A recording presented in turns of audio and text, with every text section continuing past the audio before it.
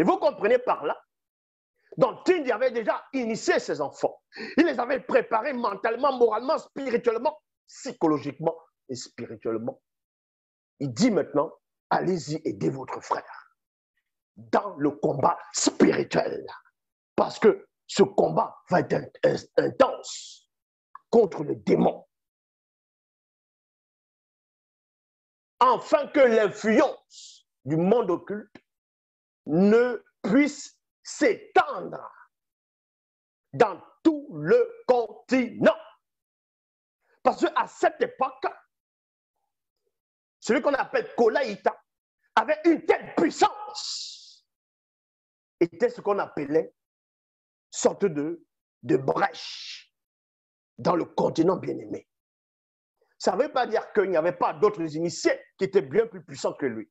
Mais lui, la mission qu'il avait, le statut qu'il avait, la position dont l'avait positionné, faisait en sorte que les démons puissent d'abord renverser cet équilibre qui est Kolaïta. Parce que Kolaïta, son nom, c'est quoi? C'est croître. Il doit croître. C'est Kolaïta. C'est croître. Donc, on doit d'abord le diminuer afin de faire croître après maintenant la puissance occulte dans tout le continent. Et Tindi avait pénétré cela, a capté la fréquence, les vibrations. Il avertit ses fils avec une telle autorité. Dans le verset 6, on vous dit, alors, virgule, les 10 fils aînés de Kola. Non, les 10 fils aînés. Alors, les 10 fils aînés, on vous apprend ici, vont aller vers Kola, c'est-à-dire vont aller vers Kolaïta. Pourquoi on parle ici les 10 fils aînés? Pourquoi les 10 fils aînés? Pourquoi 10? Parce que vous savez que certains disent que celui qu'on va appeler Jacob, bon, pas Jacob, oui, celui qu'on va appeler Jacob avait, d'autres diront qu'il avait uniquement 12 enfants. Jacob avait 13. J'ai déjà démontré qu'il y avait pas seulement 12, il y avait les 13 tribus d'Israël, parce qu'il y avait aussi une fille. Il y avait une fille qui était bien la Moubakwedi. Dans les bibliothèques classiques, ils vont l'appeler Dina.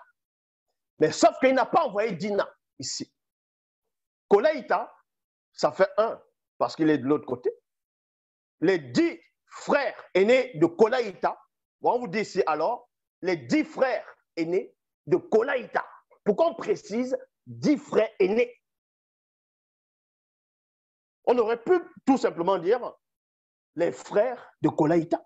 Mais 10 frères aînés, ça voudrait dire qu'il a un autre frère qui n'est pas son aîné, mais il est inférieur à Kolaïta. Le verset de 6 d'Origine, chapitre 42, est terriblement puissant. Le démon Mitélé et le démon Yahvé sont passés là en ce moment. À une fraction de seconde, ils sont passés là. J'ai senti les présences. Parce qu'ils ont voulu ouvrir une porte, une brèche dans Origine, chapitre 42, verset 6, au moment où j'étais en train de vous parler. Donc, il y a eu un semi-combat conscient en ce moment. Alors, les 10 frères aînés de Kolaïta, Kolaïta, se rendirent vers lui. Pourquoi il n'a pas envoyé les 11 frères de Kolaïta? Pourquoi Tindi n'a pas envoyé 11 de ses fils? Pourquoi il envoie 10? Parce que on vous a toujours expliqué que quand un prophète parle, quand il marche, quand il fait des gestes, tout est prophétique. C'est l'ombre des choses à venir. il va d'abord envoyer 10 de ses fils. Parce que quand vous lisez dans Juge, chapitre 11, dans Juge, chapitre 11, au verset 24, toujours dans la Bible, il est dit ici, comment choisit 10 de ses amis. 10 de ses amis pour faire ce que Moutatedi lui avait ordonné. Mais il le fit de nuit. Il le fit de nuit.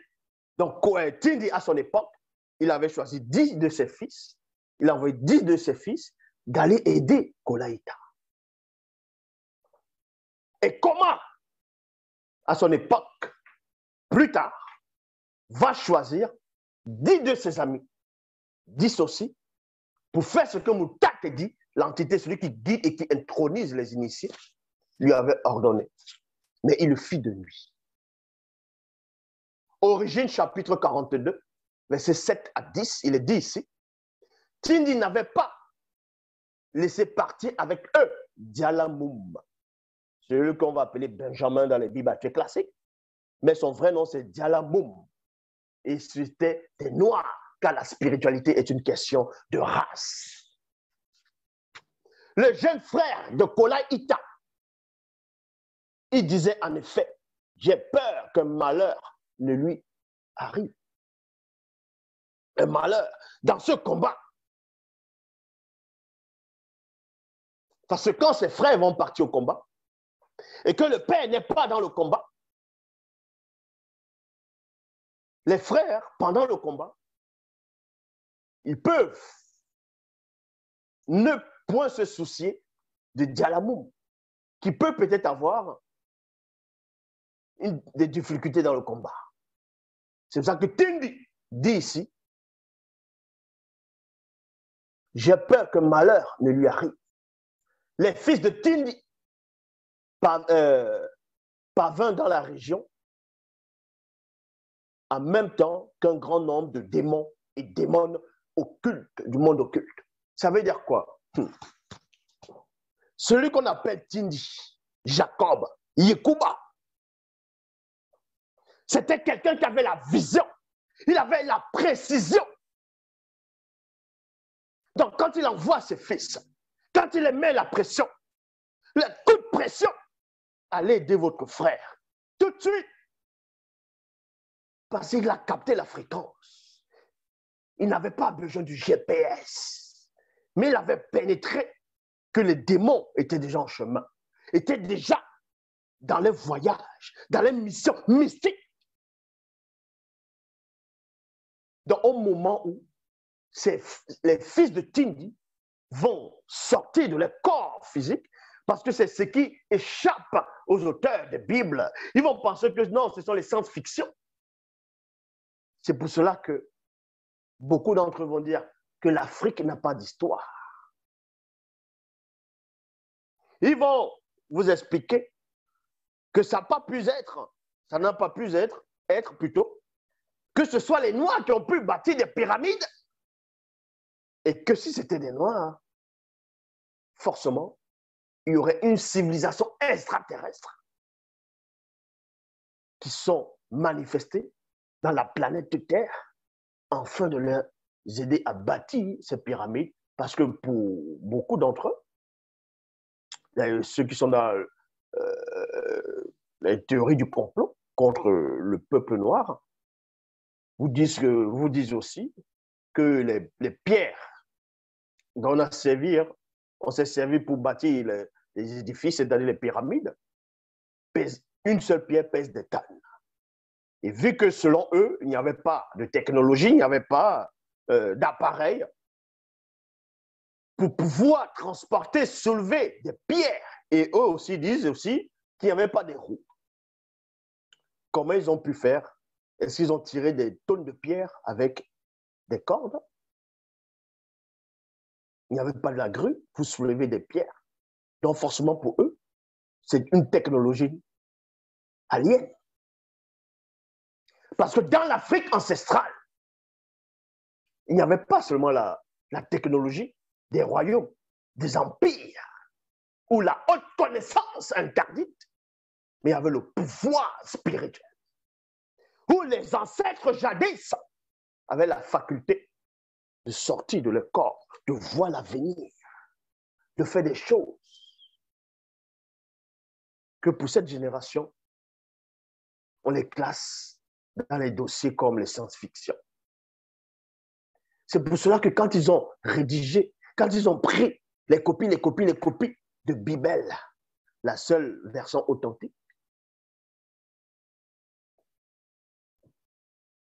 ils ont enlevé les parties où certains sortent des corps, combattent spirituellement, ils ont ramené ça dans le combat charnel.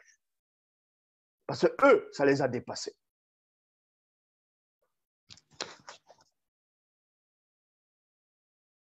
Tindi n'avait pas laissé partir son frère, c'est-à-dire avec eux, Diala Moum, le jeune frère de Kolaïta.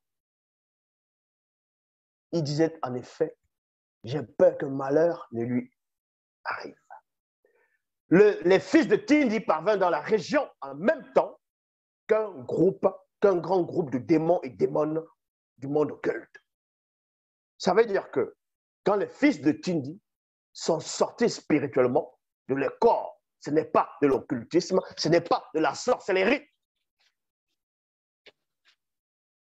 Parce qu'il y aura ceux qui se disent chrétiens ou des pseudo-youtubeurs, ils vont dire oui, mais ça c'est tout de science-fiction, c'est de la sorcellerie. Si c'est de la sorcellerie, c'est-à-dire que la Bible actuelle, classique, que toi-même tu lis, va dans le livre de l'Apocalypse, chapitre 1, où ce qu'on appelle Johanna, quand il fut ravi au jour du Seigneur, selon ses termes, selon ses propos, dans les versions classiques, il fut ravi au jour du Seigneur, c'est-à-dire qu'il est sorti de son corps spirituellement. C'est aussi de la sorcellerie, ça.